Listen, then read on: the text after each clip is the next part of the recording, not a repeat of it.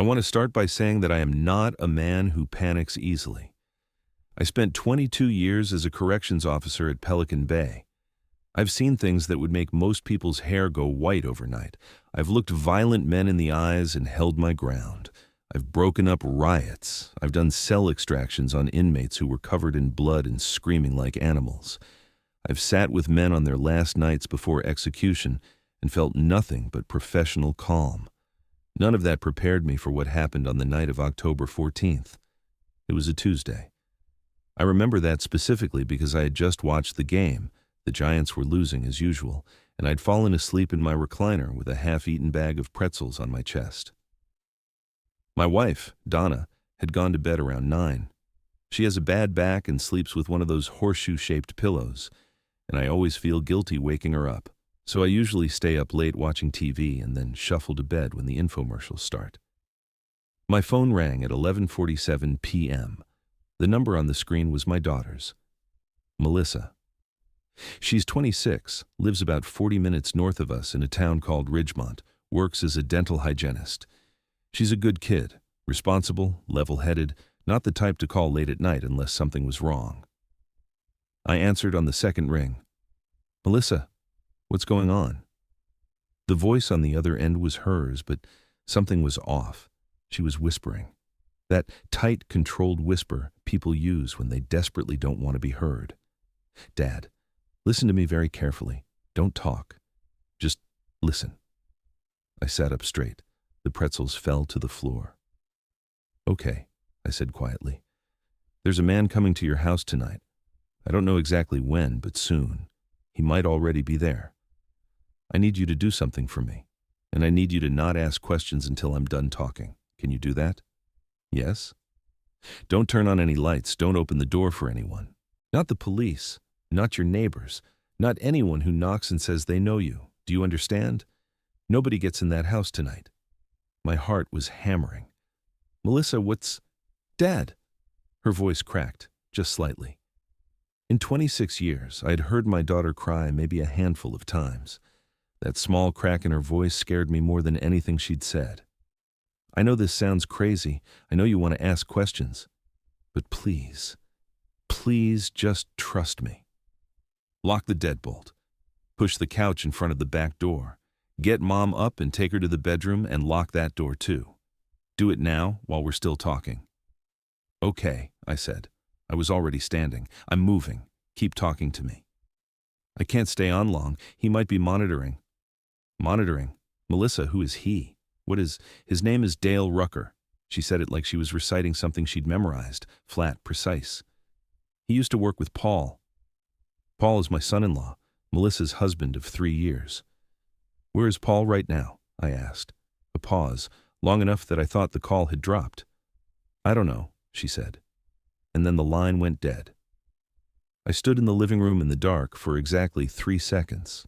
Then I started moving.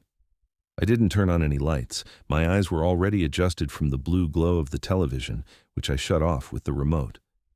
The house dropped into the kind of deep darkness that only happens in the country. We're about 6 miles outside of town. No street lights, no neighbors close enough to see their porch lights. First, the front door. I checked the deadbolt. It was already locked, but I slid the chain across too, which I almost never use. Then I went to the back door in the kitchen. We have one of those old wooden screen doors and a heavier interior door. I threw both bolts and then looked around for something heavy. The couch in the living room weighs probably 200 pounds. I'm 61 years old, and my left knee has been bad since 2019. Moving that couch was not going to happen quickly or quietly. I settled for dragging one of the kitchen chairs and wedging it under the back door handle. An old trick, but a good one. Then I went to wake up Donna. Here's the thing about waking your wife in the middle of the night to tell her that your daughter called from an unknown phone and said a dangerous man might be coming to your house. There is no good way to do it. I shook her shoulder gently, and when she made the confused, irritated noise she always makes, I leaned close and said very quietly, Donna, I need you to get up and come with me. Something's happening. She knows my voice. 28 years of marriage. She heard something in it that cut through the fog of sleep immediately, and she sat up without another sound. I guided her to the bedroom and locked that door behind us. She sat on the edge of the bed and I crouched in front of her and told her in a low voice exactly what Melissa had said. I watched her face go from confused to frightened to that particular expression Donna gets when she's scared but refusing to show it. Lips pressed together, chin slightly raised. "Call her back," she said immediately. I tried Melissa's number. It rang 4 times and went to voicemail, her voice cheerful and ordinary. "Hey, you've reached Melissa. Leave me a message." I tried again. Same result. "Call Paul," Donna said. I pulled up Paul's contact. My thumb hovered over his name for a moment. Something about what Melissa had said was buzzing in the back of my head. He used to work with Paul, the way she'd said it. Not someone I know or some guy. She'd said his name like she was afraid to say it, like it was a code word that might trigger something. I called Paul. It rang twice. Then a man picked up. The voice was not Paul's. "Mr. Hartley," the man said, calm, almost pleasant. "I figured you'd call this number eventually. How are you doing tonight?" I didn't say anything. "I know that's what you're doing right now," the man continued, "running around your house in the dark, locking doors, scaring your wife. Melissa told you to do that, didn't she?" "Who is this?" I said. "You can call me Dale. I think Melissa may have mentioned me." Donna grabbed my arm. She'd heard the name too. "Where's my son-in-law?" I asked. "Paul's fine. He's right here with me. Would you like to speak with him?" A shuffling sound. Then Paul's voice, and I want to be very precise about this because it matters. Paul's voice sounded wrong. Not hurt, not in pain, nothing like that. He sounded like a man who has been told exactly what to say and is trying very hard to say it correctly. "Hey, Frank," he said. "Everything's okay. Don't worry about anything. Just stay home tonight, all right? We'll talk in the morning. Paul, where are you?" I'm with a colleague. It's a work thing. Don't worry." "Frank," a pause, a long breath. "Frank, whatever Melissa told you, I need you to not believe her, okay? She's not well right now. She's confused. If she calls again, I need you to—" The voice that was not Paul's came back on. "Thank you, Paul. That's enough." And then to me, "I hope that's reassuring, Mr. Hartley. Paul just wants everyone to stay calm tonight. That's all any of us want. Have a good night." The call ended. I sat on the edge of the bed next to Donna and we looked at each other in the dark. "Call the police," she said. I thought about what Melissa had said. Don't open the door for anyone. Not the police, not your neighbors, not anyone. "Not yet," I said. Donna looked at me like I'd lost my mind. Maybe I had. "Give me 10 minutes," I said. "Let me think. Now I'm going to tell you some things about my son-in-law because they matter." Paul Garrett came into Melissa's life about 4 years ago. She met him at a conference for healthcare workers. She was there for dental continuing education. He was there because he worked in medical billing, at least that's what he said at the time. He was 31, good-looking in a conventional way, polite, drove a clean car, remembered people's names. Donna liked him immediately. I took longer. It wasn't anything I could point to. A corrections officer spends his whole career watching people perform. You get good at sensing the gap between a person's surface and what's underneath. With Paul, the gap was always there, small, subtle, almost imperceptible. He smiled a fraction of a second too late. He answered personal questions with other questions. When something surprised him, he covered it a little too quickly. I told Donna once, early on, that Paul reminded me of some of the smarter inmates I'd worked with. She told me I was being paranoid and insulting. She was probably right. They got married 3 years ago. Small ceremony, nice, nothing flashy. Paul's family was barely there. A brother who flew in from somewhere and left right after the reception. A mother who seemed to actively dislike everyone she spoke to. His father was dead. About 8 months after the wedding, Paul changed jobs. He stopped doing medical billing and went to work for a company called Vantage Logistics. He described it as supply chain consulting, which means nothing to me even now. He started traveling more. Nice hotels, he'd show Melissa the photos. He got a raise significant enough that they bought a house. I'd looked up Vantage Logistics once, idly, when he first mentioned it. The website was clean and professional and completely generic, the kind of website that tells you almost nothing about what a company actually does. I remember thinking that at the time and then forgetting about it. Sitting in the dark bedroom with my wife's hand on my arm and a man named Dale Rucker potentially somewhere near my house, I thought about it again. My phone buzzed. A text from an unknown number. It said, "Dad, it's me. New phone. Are you safe?" I typed back, "Yes, where are you?" Her reply came, "I can't say. Don't tell Dale I texted. Has he called you?" I wrote. He answered Paul's phone. "Melissa, what is going on?" A long pause. 3 minutes. I watched the screen. Then she wrote, "Paul has been doing things for a long time. I found out 2 weeks ago. Dale is his partner. They came to the house tonight and Paul went with them and I ran. Dad, I'm scared." "What things?" I typed. "What has Paul been doing?" Another long pause. Then she wrote, "I don't know all of it, but I found a room in our house that I didn't know existed.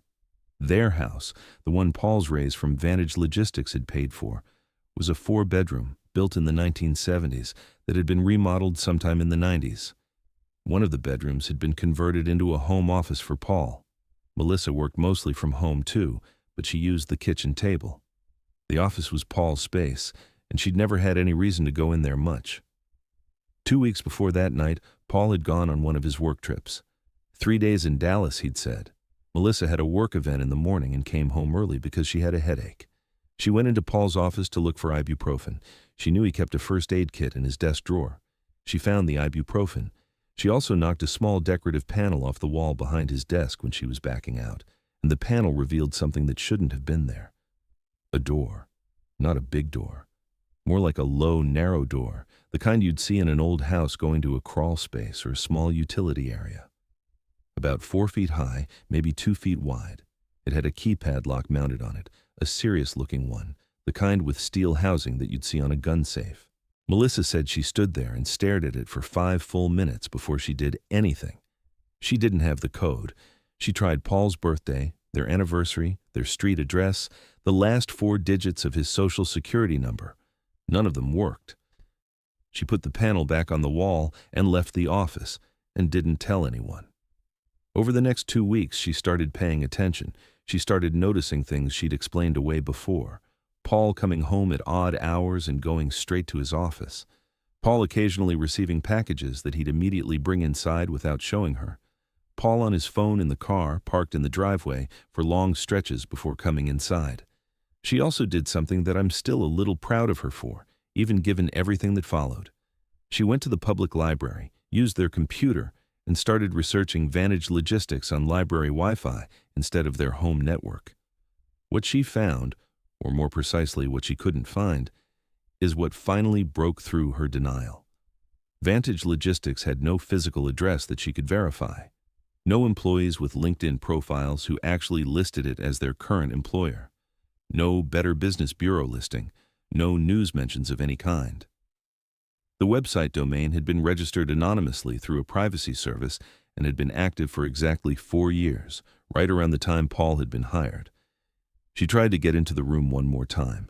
She ordered a bypass tool online, one of those electronic lock decoders. The bypass tool didn't work on the lock. The lock was better than what you'd expect to find in a residential house. Then, 2 days before that night, Paul had come home unexpectedly in the middle of the afternoon. Melissa had been in the living room. He had walked through to his office without explanation. She had heard the beep of the keypad and the click of the door. 20 minutes later, he came back out, carrying a small cardboard box sealed with packing tape, and left without a word. That evening, she had asked him what was in the box. He had looked at her for a long moment, and then he had said, very carefully, "What box?" She had described the box, the one she had watched him carry out of the house with her own eyes. He had smiled, a small, patient smile. "Melissa, I don't know what you're talking about. I wasn't home this afternoon. I was in a meeting until 6. He had shown her his phone, a calendar event, a location pin, 3 messages to colleagues all sent during that time. "That's when I knew," she told me later. "Not just that something was wrong, but that he was capable of looking me in the face and completely rewriting reality. Like he'd done it before, like he was good at it." While Melissa was texting me all of this, I was also trying to find Dale Rucker. The name wasn't common. I went to Google and started typing.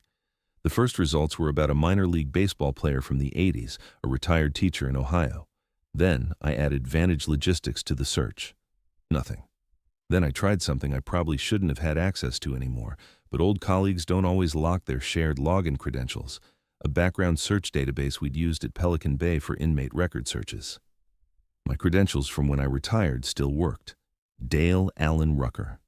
Age 38.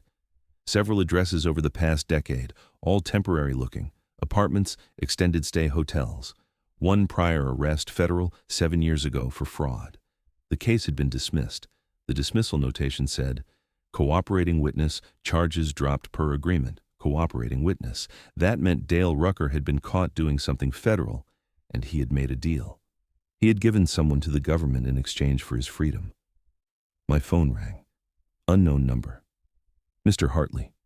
Dale's voice again. Still calm, still almost pleasant. I see you've been doing some research. That's understandable. You're a protective father. I respect that. My blood went cold. Are you watching my internet traffic? I said. I'm watching a number of things tonight. That's sort of my job. A pause. I want to be straight with you, Frank. I don't want anything from you. I don't want to hurt you or your wife. I need to find Melissa, that's all. She left tonight with some things that don't belong to her, and I need them back. What things? Documents, files, things she found that she shouldn't have found. The situation is complicated, and I understand she's scared. But the best thing for everyone, for Melissa, for Paul, for your family, is for her to come in and talk to us quietly, no police, no lawyers, just a conversation. And if I call the police? A long pause. Then, I think you're a smart man, Frank. I think you already understand that there are situations where involving law enforcement makes things better, and situations where it makes things considerably worse. I'm asking you to trust that this is the second kind of situation. That's not an answer, I said. No, he agreed. It isn't. But think about what I told you before. Paul's with me right now. He's fine. He wants to stay fine. Everyone's future depends on this being handled the right way. A pause. I'll give you an hour, Frank. If Melissa reaches out to you, and I think she will, tell her to call me. Just that. He hung up. 15 minutes after Dale's call, Melissa texted me again. She wrote, I have a USB drive. I found it behind the panel when I finally got the door open. I used a different bypass tool, a better one. I got in 3 days ago. I typed, what's on it? She wrote, I don't know everything. I couldn't open most of the files, but some of them I could. Dad, it's bad. It's really bad. How bad? I asked. There are names, she wrote, people. And there are financial records, transfers, a lot of money, millions. And there are photos, Dad. Photos of things that happened, things Paul was involved in arranging. I don't want to describe them. I had to ask her something. I typed, is Paul dangerous? Has he ever hurt you? She wrote back, not physically, no. But the man in those photos, I don't know who he is. I feel like I never knew him at all. I thought for a moment. Then I wrote, the man who called me. Dale. He says he needs the drive back. He says if you come in quietly, no one gets hurt. She replied immediately, Dad, don't. I'm not telling you to do that, I typed. I'm telling you what he said. I need you to tell me where you are. I can't, she wrote, if they're watching your phone. Are you safe right now? I asked. Yes, she wrote. I'm with someone. Someone Paul doesn't know about. Who? I typed. A long pause. Then she wrote, her name is Agent Carol Simmons. She's FBI. She's been building a case on Vantage Logistics for 8 months. Paul doesn't know. Dale doesn't know. I found her 3 days ago when I got into the room because her name and contact information were in a file on the drive. She'd apparently already made contact with someone inside the organization, someone who was feeding her information. The cooperating witness, I thought immediately. I typed, Dale Rucker was a cooperating witness in a federal case 7 years ago. Charges dropped. A different pause. Longer. Then she wrote, oh God. She said her source had gone dark 3 weeks ago. She couldn't figure out why. Because Dale found out, I typed. He figured out who was feeding information, and now he's trying to get the drive back before the FB can use it as evidence. Yes, she wrote. That's what she thinks too. What does she need? I asked. She needs me to stay safe until morning, Melissa wrote. She has a team. They've been building to this for months. She wants to move tonight, but she needs everything in place. And then the text stopped. I waited 30 seconds. A minute. Melissa, I typed. Nothing. I looked at Donna. She was with an FBI agent, I said, and then she stopped responding. Donna closed her eyes for 1 second, then opened them. Okay, she said, in that voice she uses when she's made a decision. What do we do? At 1:23 in the morning, someone knocked on my front door. 3 knocks. Slow, deliberate, evenly spaced, not frantic, not the knock of a neighbor with an emergency, the knock of someone who knew we were awake and was being patient about it. Donna and I had been sitting in the bedroom in the dark for the better part of an hour. I had called my old colleague, Bert Sandoval, 30 years in law enforcement before he retired, county sheriff. I had explained the situation in shorthand. He'd listened without interrupting. Call the FBI, he'd said immediately. Not local police, federal. Verify the agent exists first. Call the main field office for your region. I had been in the middle of finding the field office number when the knocking started. I held up a hand to Donna. We went completely still. 3 more knocks, then a voice. Male, not Dale's, younger, higher. Mr. Hartley? Sir, I'm with Madera County Sheriff's Department. We received a welfare check request for this address. Can you come to the door, please? I thought of what Melissa had said. Don't open the door for anyone, not the police. I also thought, anyone can claim to be a cop. What's the name of the deputy? I called out, loud enough to be heard through the door. A brief pause. Deputy Alvarez, sir. Carlos Alvarez, badge number 4471. If you look through your peephole, I can hold up my identification. I moved quietly through the dark house to the front door. I looked through the peephole. There was a man standing on my porch. He was young, mid-20s maybe, wearing what looked like a sheriff's uniform. His cruiser was parked at the edge of my driveway, lights off. He was holding up a badge wallet.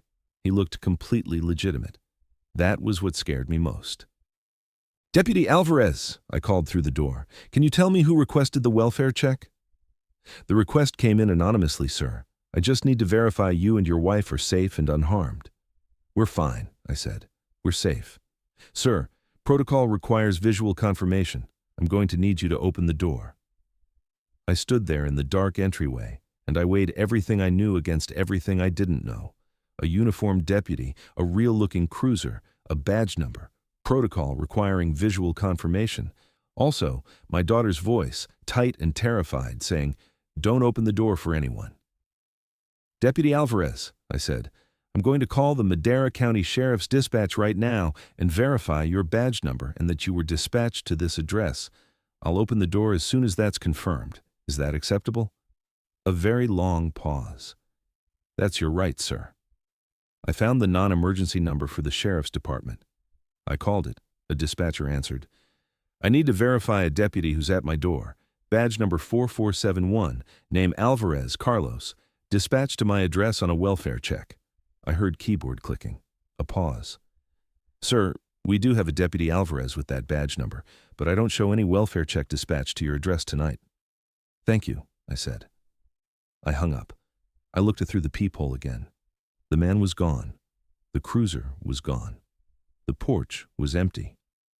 I called the FBI field office at 1:41 a.m.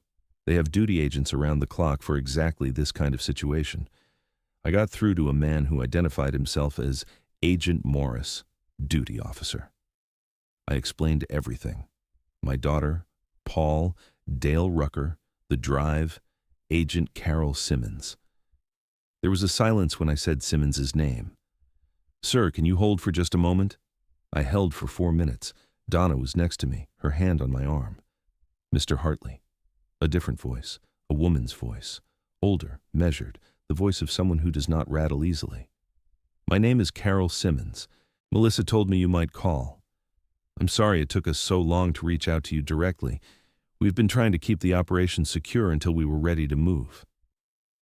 I felt something release in my chest, something I'd been holding for 3 hours. Is my daughter safe? I said. Yes, she's with me and 2 other agents. She's shaken, but physically fine. She's been very brave. The man who came to my door. We saw him. We have surveillance on your house. We've had eyes on your property since Melissa told us Dale Rucker might make contact with you. The man who came to your door used a real deputy's identity and a replica vehicle. These are not amateur operators, Mr. Hartley. Who are they? What is Vantage Logistics? Vantage Logistics is a money movement operation. On paper, they consult for medical supply chain companies. In reality, they move large sums of cash through a network of shell accounts for clients who need money to travel without leaving traces. Some of those clients are organized crime. Some are more concerning than that. And Paul? Paul Garrett has been involved for about 3 years. He came in through Dale Rucker, who's been part of the operation much longer. Paul's role was primarily account management and client interface. He's good with people, good at maintaining appearances. I thought about the gap I'd always sensed in Paul. The fraction of a second smile delay. The way he answered questions with questions. What happens now? I asked. We move at dawn, she said. We have enough without the drive. The drive would make the case airtight. But we have enough. We're going to hit 3 locations simultaneously. By 8 o'clock tomorrow morning, this will be over. And until then, stay inside. Stay dark. Don't respond to any further contact from Rucker. We'll have eyes on your house all night. A pause. And Mr. Hartley? And thank you for not opening the door. Donna and I sat in the kitchen in the dark and drank decaf coffee and didn't say very much. There's a particular quality to time when you're waiting for something terrible to either happen or not happen. The minutes feel like they have weight. You become hyper-aware of small sounds. The refrigerator cycling on, a car passing somewhere on the road, the creak of the house settling. At 2:15, a text came from Melissa, her actual number this time. It said, "Agent Simmons says I can text you now. I'm okay, Dad, I promise." I wrote back, "I know." She called me. "I love you." She replied, "I love you too. Tell Mom." Donna took the phone and typed, "We're both here, and we love you, and none of this is your fault." A long pause. Then, "Thank you, Mom." After that, we just sat. At 3:47 a.m., my phone rang. Dale Rucker, one last time. Frank. The calm was still there, but something underneath it had shifted. A slight tightness. "I need you to know that what's about to happen tonight is not what you think it is. The FBI has a story. It's a good story. But the people they're protecting in this operation..." "I'm not listening to this," I said. "Frank, you used a dead man's badge number to try to get me to open my door tonight. You're holding my son-in-law against his will. You put my wife through 6 hours of fear." I paused. "I'm not interested in your story." A silence. "Okay," Dale said. "Okay, Frank." He hung up. Donna was watching me. "Dead man's badge number," she said softly. "You made that up." "I know," I said, "but he didn't deny it." At 6:12 a.m., Carol Simmons called me. "It's done," she said. "Dale Rucker is in custody, 4 others. Paul Garrett has been detained and is cooperating. Our source is safe." I closed my eyes. "Melissa, I'm going to put her on." My daughter's voice came on the line. She sounded exhausted, wrung out, and completely herself. "Hey, Dad." "Hey, Mel. Is Mom there?" "Yeah." "Can you put me on speaker?" I did. And for a little while, the 3 of us just talked about nothing. About whether Donna had enough milk for breakfast, about whether I should start coffee, about whether the Giants were going to do anything useful this season. Normal things, ordinary things, the kind of conversation that feels like nothing while it's happening, and like everything when you look back on it later. Melissa came home 3 days later. She stayed with us for 2 weeks. She slept in her old room with the faded star stickers still on the ceiling that we'd never quite gotten around to removing, and she ate Donna's cooking, and in the evenings she and I would sit on the back porch while the sun went down, and sometimes talk, and sometimes not. Paul pled guilty to 3 federal charges. He's currently serving 9 years. Melissa filed for divorce. On the last evening before she went back to start rebuilding her life, Melissa and I were sitting on the back porch, and she said, "You didn't open the door." "No," I said. "I kept thinking about that all night. Whether you would." "I almost did," I said. The deputy, or whoever he was, he looked real. He sounded real. Protocol was on his side. "What made you not do it?" I thought about it for a moment. Your voice, I said. When you called. You've called me your whole life. When you were scared, when you were hurt, when you needed something. I know what your voice sounds like when you're telling me the truth. She didn't say anything for a while. Then, I should have called sooner. When I first found the room, I kept thinking I was going to figure it out myself. I kept thinking there was going to be an explanation. There never is, I said. Not when it's that well hidden. The sun finished going down. The crickets started up. Dad? Yeah. Thank you for not opening the door. Always, I said.